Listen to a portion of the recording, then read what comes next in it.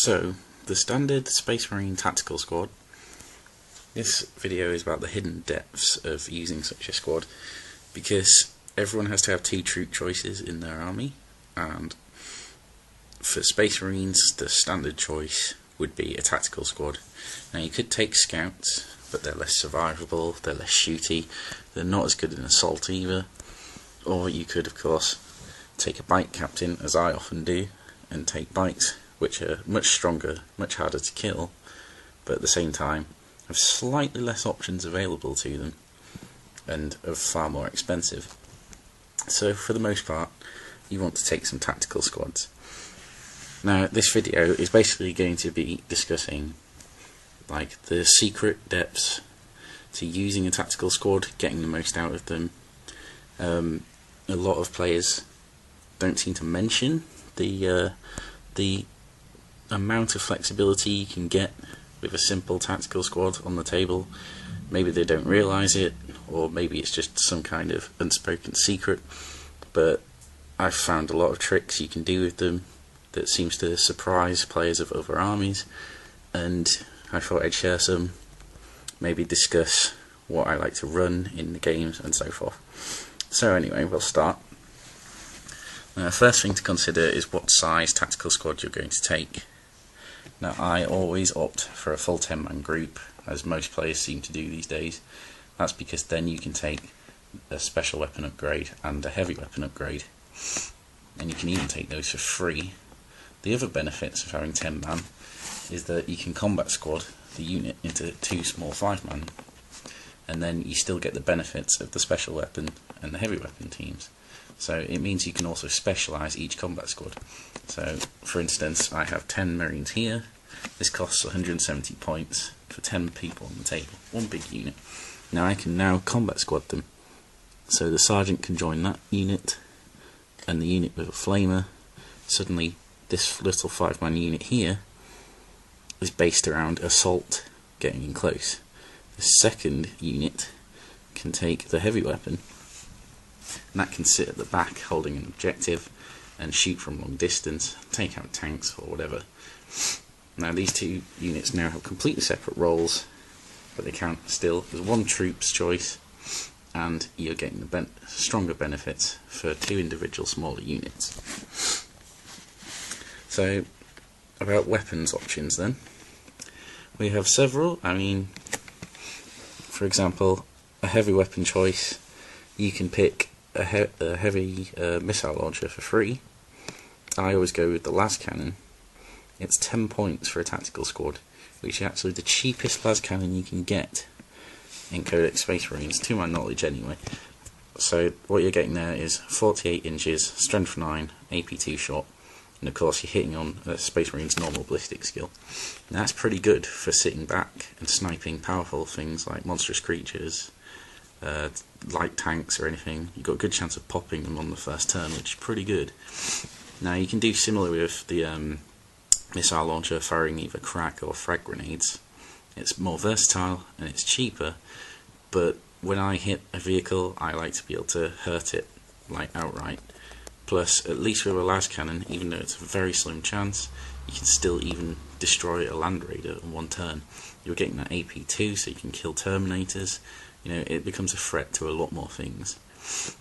What other options? There's the plasma cannon. Plasma cannon's not bad. It's slightly shorter range, 36 inches. It fires a single blast, which can wreck Terminator squads or like 2 armor saves. Pretty good. It does have the gets hot rule, however, and because it's a template weapon, or rather a blast weapon, you cannot fire it as a snapshot, and that is a drawback in case you need to move. And it's also very expensive for what it is. So personally, I prefer the las cannon.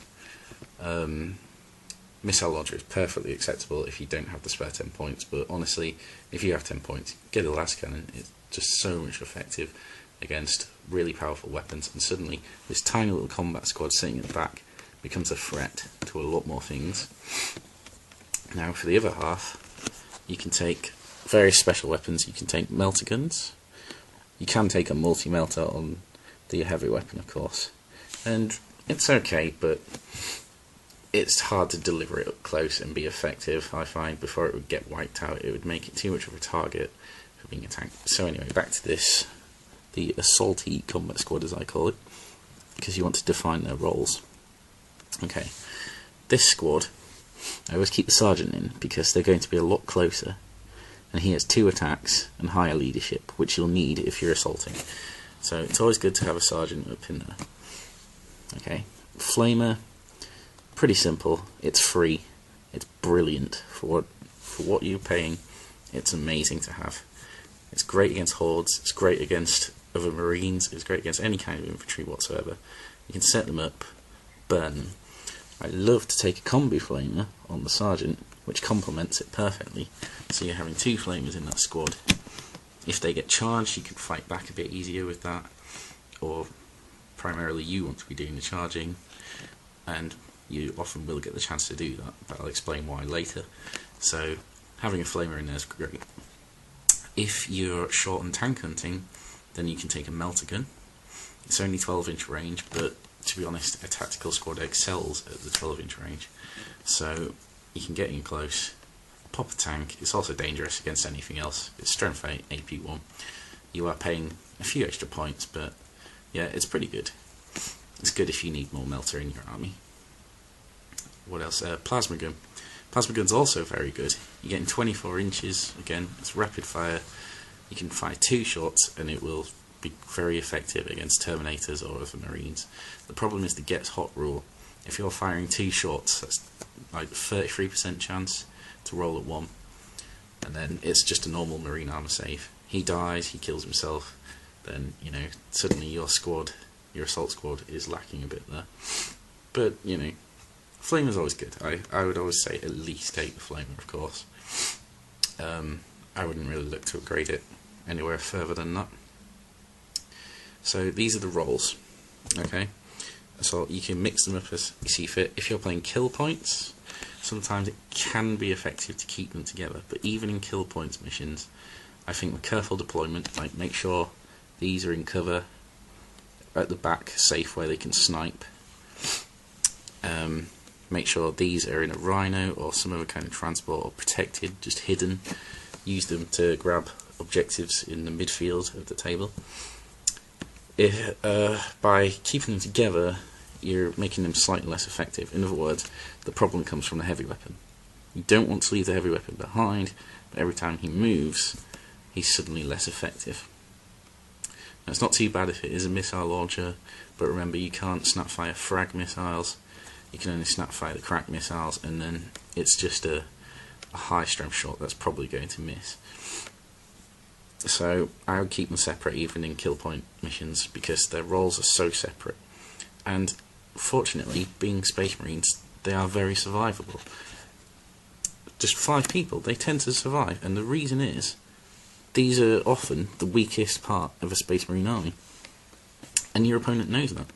So they don't really dedicate much to them until late game, and usually it's too late, because these people will be able to hold on to objectives you have with their free up armor save.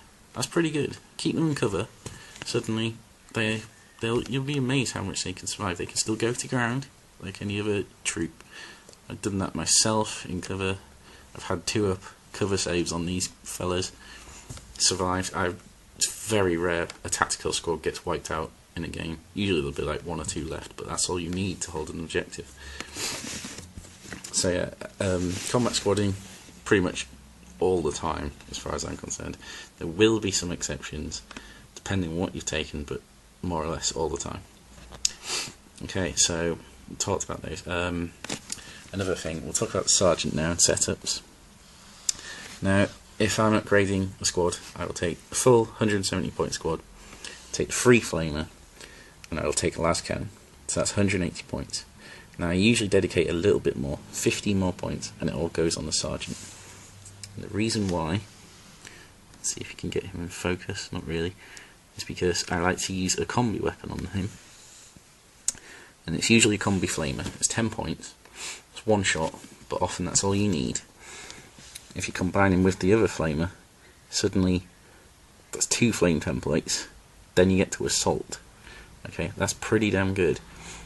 I also put melter bombs on the sergeant, and the reason why is because then he becomes, well, this squad becomes a threat to everything.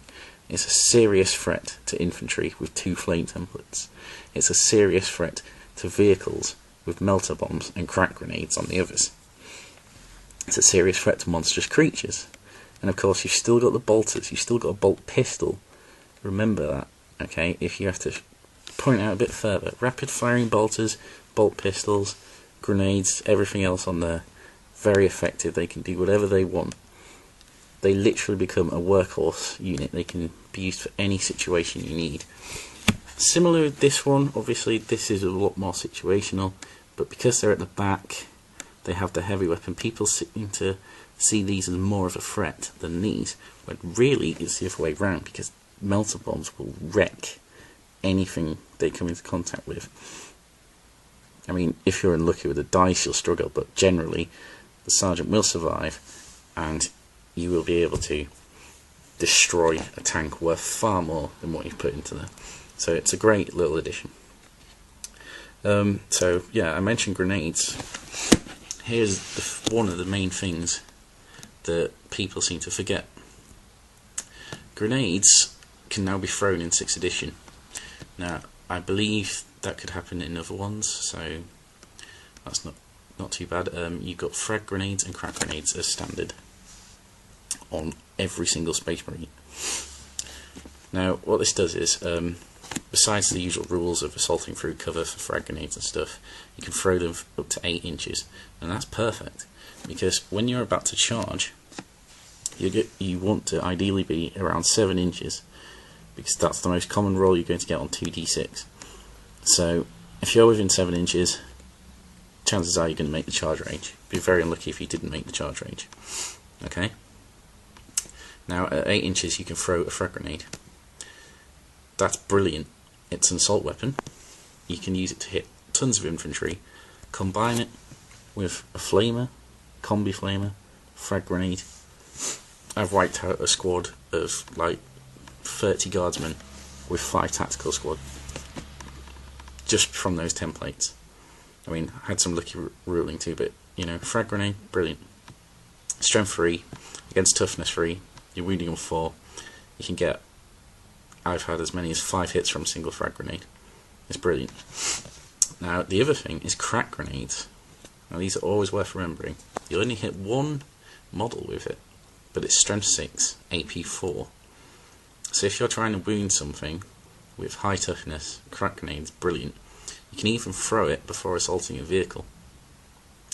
Now, it's only good against certain things, but for example, you have to attack a dreadnought, throw a crack grenade before you charge. Suddenly you get an extra, it's completely free, strength 6 hit. Okay? Now that's great. And then you go in, and then you can use crack grenades again in assault. And, of course, the melter bombs. That's just extra chances. And you'd be amazed how effective these grenades can be. People seem to forget to use them, but always remember that. You've got a lot more weapons in here than is immediately discernible. So just remember that you can support any kind of role with both units, simply from the standard equipment you have and a couple of upgrades. Now another thing is positioning and movement. It's 2 more little tricks that a few people don't seem to notice. The first thing is with a flamer, or even the combi flamer squad. So I'll show you what happens, right? Say he has a combi flamer, the sergeant. You put your flamer next to him, okay? Now you don't want them at the front, because with the new wound allocation rules from shooting, they'll be the first to die. But also you don't want to be able to template over your own people.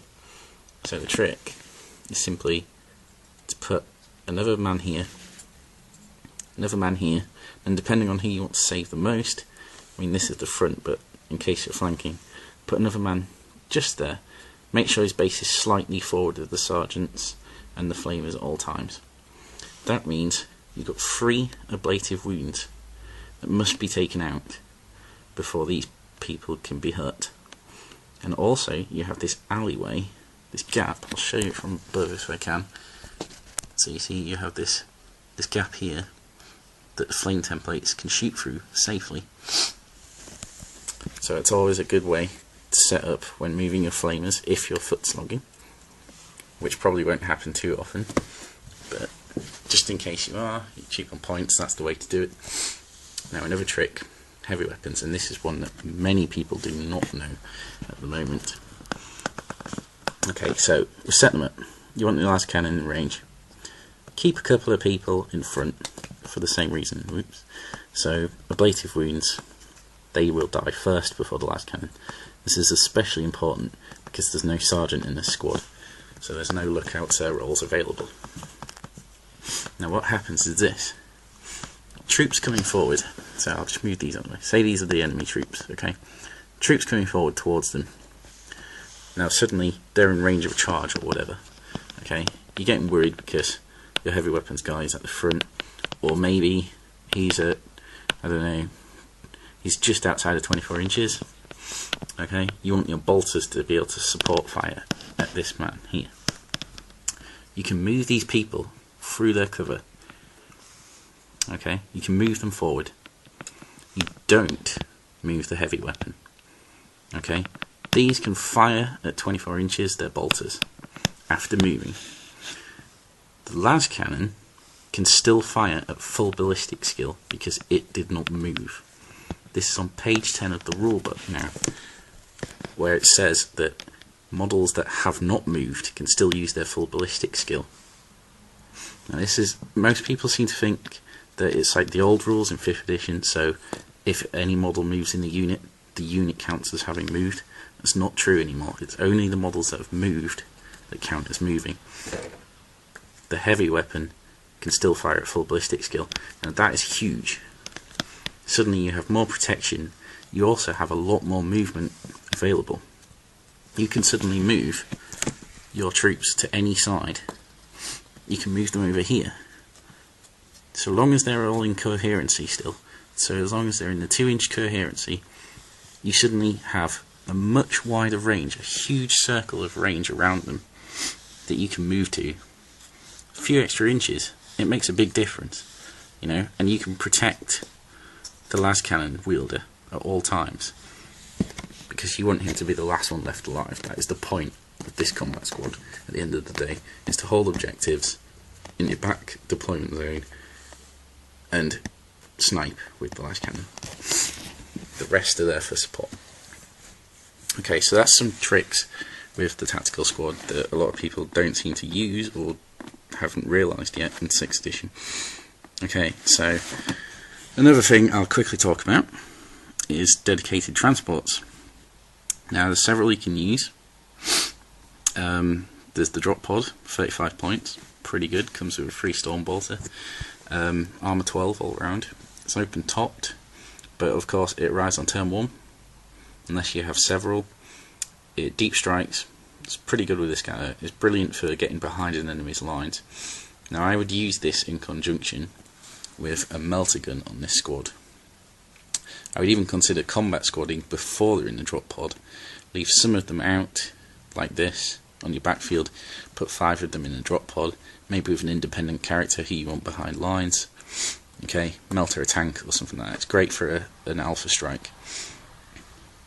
Or of course with the flamers, if you can deep strike it close enough to an infantry line, like an Aegis defense line. Flamers ignore cover.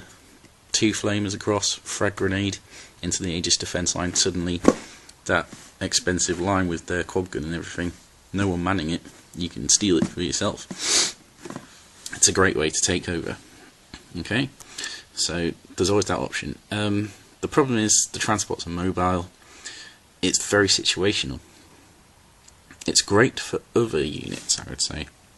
Drop pod's a brilliant tool in the Space Marine Army, but for a tactical squad it's all about versatility. As we've seen, they have a variety of weapons each, they have a variety of loadouts. You want to maximise their effectiveness in every role, and because of that, take a Rhino.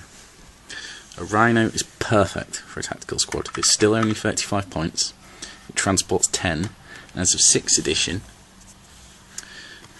both parts of a combat squad can get into it and ride around.